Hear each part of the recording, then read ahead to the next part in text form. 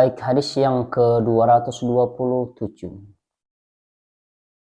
Wa an Abi Musa radhiyallahu anhu qala Rasulullah sallallahu alaihi wasallam al-mu'minu lil mu'min kal bunyan yashuddu ba'dahu ba'dan wa shabbaka baina asabi'ihi, muttafaqun alaih. Dari Abu Musa radhiyallahu anhu, dia berkata, Rasulullah sallallahu alaihi wasallam bersabda, seorang mukmin dengan mukmin yang lainnya ibarat sebuah bangunan yang menguatkan satu dengan yang lain, dan beliau menjalin jari-jarinya dengan kuat. Muttafaqun alaih. Dalam riwayat lain disebutkan bahwa perumpamaan orang-orang mukmin dalam kecintaan mereka, dalam kasih sayang mereka, kelemah lembutan mereka, yaitu seperti satu tubuh, di mana kalau satu yang merasakan sakit, maka semuanya akan merasakannya. Semua anggota tubuh ini akan merasakan sakit. Gigi yang sakit, maka semua anggota tubuh akan merasakan sakitnya, bagaimana sakitnya gigi tersebut. Tangan kita yang sakit, tangan kita terluka, kepala, pipi, mata, dan yang lainnya, maka semua akan merasakannya.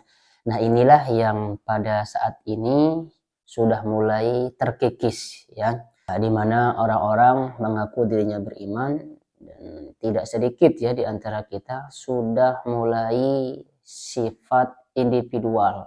Kamu-kamu, ya saya, terserah hidup kamu bagaimana, ya hidup saya. Nah, sehingga dalam hal ini terkadang terjadi ketimpangan sosial. Yang miskin saja, yang kaya semakin kaya.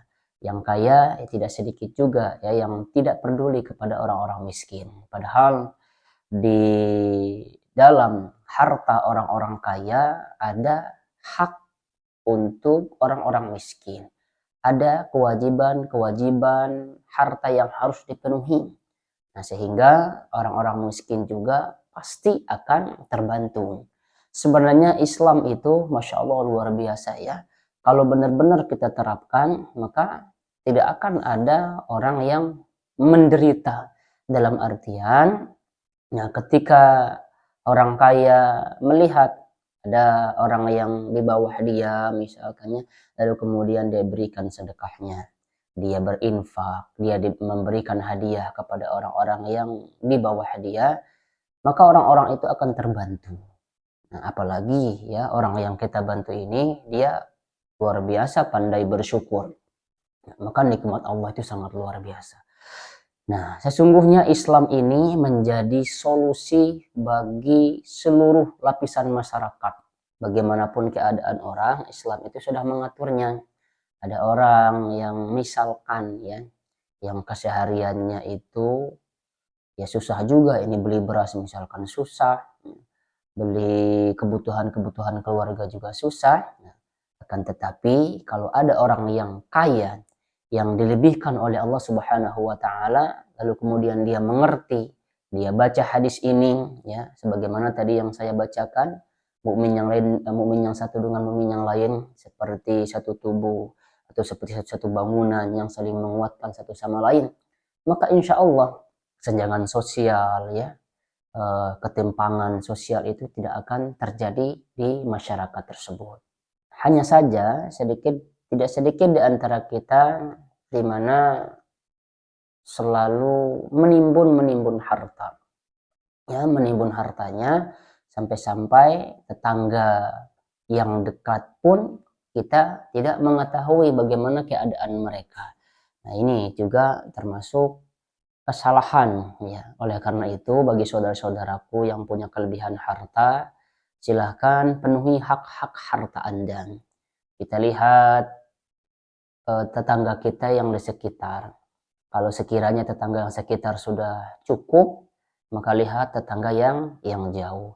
Lihat orang-orang yang di pinggir jalan, kita bantu mereka.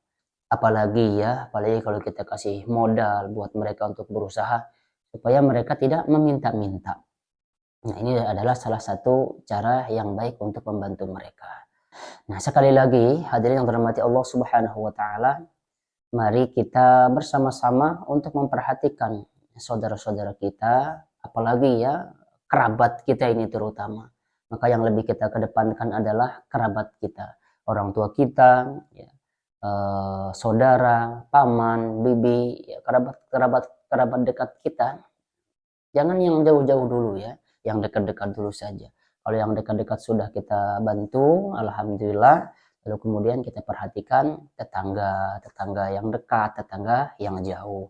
Insya Allah kalau kita lakukan hal demikian, nah, maka kita salah satu orang yang menjadi solusi bagi mereka. Nah, sebagai perantara ya, Allah Subhanahu wa taala memberikan kita kecukupan harta, maka harta tersebut jangan disimpan begitu saja. Bantu teman-teman kita, bantu saudara-saudara kita.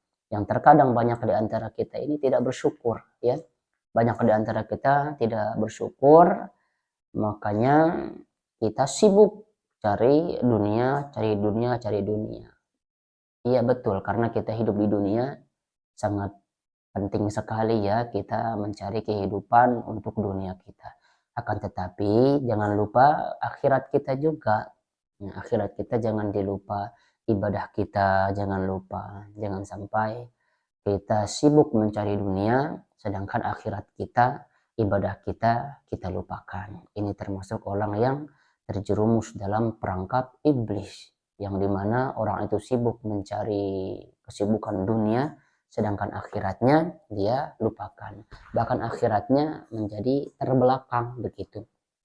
Ya, jadi kesimpulan daripada hadis ini adalah ya, seorang mukmin dengan mukmin yang lain itu harusnya saling membantu. Ya, bukan individu-individu, masing-masing, bukan masing-masing, kamu-kamu, saya ya saya, kenapa kamu tidak bekerja? Nah, makanya kamu jadi miskin. Saya bekerja keras, makanya saya jadi kaya. Nah, makanya kalian harus kerja keras, tidak seperti itu ya. Tidak seperti itu, karena banyak orang yang bekerja tetapi hasilnya begitu-begitu saja. Ada orang yang sedikit kerja, tapi Masya Allah gajinya luar biasa. Nah, ini perlu disyukuri. Salah satu cara kita bersyukur adalah dengan memberikan infak, dengan bersedekah dari kelebihan harta kita.